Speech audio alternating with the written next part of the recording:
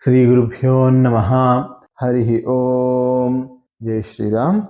Welcome to our next episode in our complete reading of Srimad Valmiki Ramayana. In the previous episode, we saw how Sri Ramachandra convinced Sitamaa that it's his job to protect the rishis and munis, and now they are moving into the deeper parts of the forest. Sri Ramachandra goes to various ashramas over there, and he sees various rishis. And in one of the places, as Sri Ramachandra was going, he sees a beautiful pond. From beneath the pond, they'll be listening wonderful music, and he would also listen as if somebody was dancing there. So he asks a muni who is nearby. The rishi's name is Dharmabhrit. So Sri Ramachandra asks Dharmabhrit, "Hey Rishi, what is this wonderful sound that is coming out of this ashrama? Kindly tell me the story of this ashrama here, and why is the sound coming from beneath this pond or this saras?" That Rishi immediately says, here there was a Rishi called Mandakarni. He did a lot of tapasya.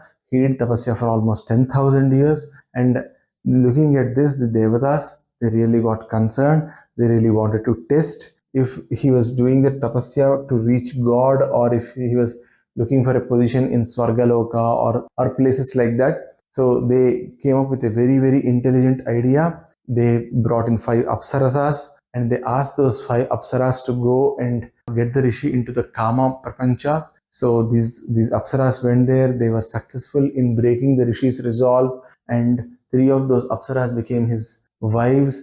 And now this rishi, with his tapobala, he created a beautiful building beneath this lake or beneath this saras, and here he is enjoying with all 3 of them. And the music, the dance that you're seeing is probably because of from those women who are dancing for him there. Sri Ramachandra then gets into that ashrama which was abandoned for quite some time, or he sits there for some time, he stays there for some time, and later on he moves to the other ashramas. In some ashramas he was staying for 4 days, in some ashramas he was staying for a month, in some ashramas it was 3 months, in some ashramas it was 8 months, in some ashramas it was take 10 months, and sometimes he used to repeat, he used to go to the same ashramas once again. This way he went around all the ashramas in Dandakaranya, or a major number of ashramas in Dandakaranya, and after 10 years he returned back to Sutikshna's ashrama, and he does a Sandhya Vandana and all there. And the next morning he goes to Sutikshna Mahamuni and says, "Oh Sutikshna Mahamuni, I have heard that the Rishi Agastya's ashrama is quite nearby. Please let me know as to how I can go there. I wanted to go there, but the going there was very difficult and I was not getting the right route. So please help me with the right route so that I can go to Agastya Mahamuni's ashrama." Now, Sutikshna becomes very happy. He says, "It's very good that you want to go to Agastya Mahamuni's ashrama. You go like 4 yojanas from here." He gives the direction and says, "In this direction, if you go for 4 yojanas from here, you would obviously arrive at Agastya Bhrata's place, and from there, very nearby, you will find Agastya Mahamuni's ashrama as well." So Sri Ramachandra, Sitamaa and Lakshmana again start. Now they are again moving towards the ashrama of Agastya Bhrata. As they near the ashrama of Agastya Bhrata after a long journey, they would be looking at Agastya Bhrata's ashrama, and here Sri Ramachandra talks about the greatness of Agastya Mahamuni. He tells Lakshmana, "Oh Lakshmana, do you know the story of Vaataapi and Ilvala? There was this king called Ilvala, and there was his brother called Vaataapi. Both of them were Rakshasas. So every day Vaataapi used to turn like a sheep, like a goat and all. And Ilvala used to kill that goat and make food out of it. And he used to feed it to the travelers, sometimes even the munis also. They used to eat it. And once they have eaten it, Ilvala used to call out, 'Vaataapi, come out.'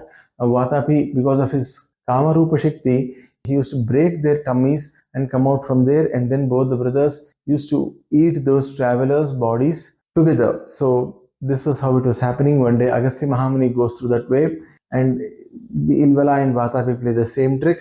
And once Agastya Mahamuni eats the food, he says, "Jirnam, Jirnam, Vaataapi, Jirnam," which essentially means this Vaataapi should get digested inside my body.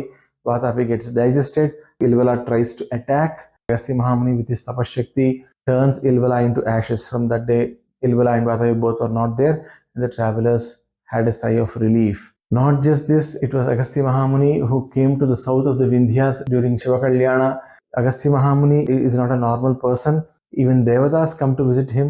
So we are going to his ashrama, and I am sure this is Agastya Bhrata's ashrama, who is Agastya's brother. So they go there and look at the beauty here. Nobody almost nearly knows what Agastya's brother's name is. His title was Agastya Bhrata only, but some Puranics they say that Agastya Bhrata's name actually was Sudarshana. They go to Agastya Bhrata's place, they receive the hospitality from him, and after that, from there, they go to Agastya Mahamuni's ashrama. The Agastya Mahamuni's ashrama was a sight to behold because a number of people were coming there. There was a roll call for all the devatas. All the devatas were coming there on a daily basis to visit the Mahamuni, and they had designated places where they used to sit and talk to Agastya Mahamuni about things. Agastya Mahamuni is the person who brought the Vindhya Parvatas pride down. See, once what happens is, first I'll tell you about two things here. One is the Shiva Parvati Kalyana. When Shiva Parvati Kalyana was happening, since everybody was flocking around Kailasa, the northern part of the earth had more strength and the southern part was going down. Lord Shiva says to Agastya, why don't you go to the southern part and I'll give you Divya Drishti so that you can see this entire Kalyana from there, but you quickly go to the southern part of the world so that the balance is restored. So Agastya comes and with his weight, he restores the balance. So that's the greatness of him. And once what happens is, Narada, who goes through all the worlds, he once goes to Vindhyachala. Vindhyaparvata Raja himself, he takes the form of a human, and standing on the top of the mountain, he says, "Oh Mahamuni, thanks for coming here." So Narada, who went there, he says, "You are looking very great, but in the height, you are not equal to Meru." So an angry Vindhya starts growing, and he grows to an extent where the southern hemisphere is now cut off from light and all. That's the amount of height to which Vindhyaparvata grows. All devatas now become very worried and they go to Agastya Mahamuni. Agastya Mahamuni says, okay, Vindhyachala is my Sishya, so I'll go and ensure that he comes down.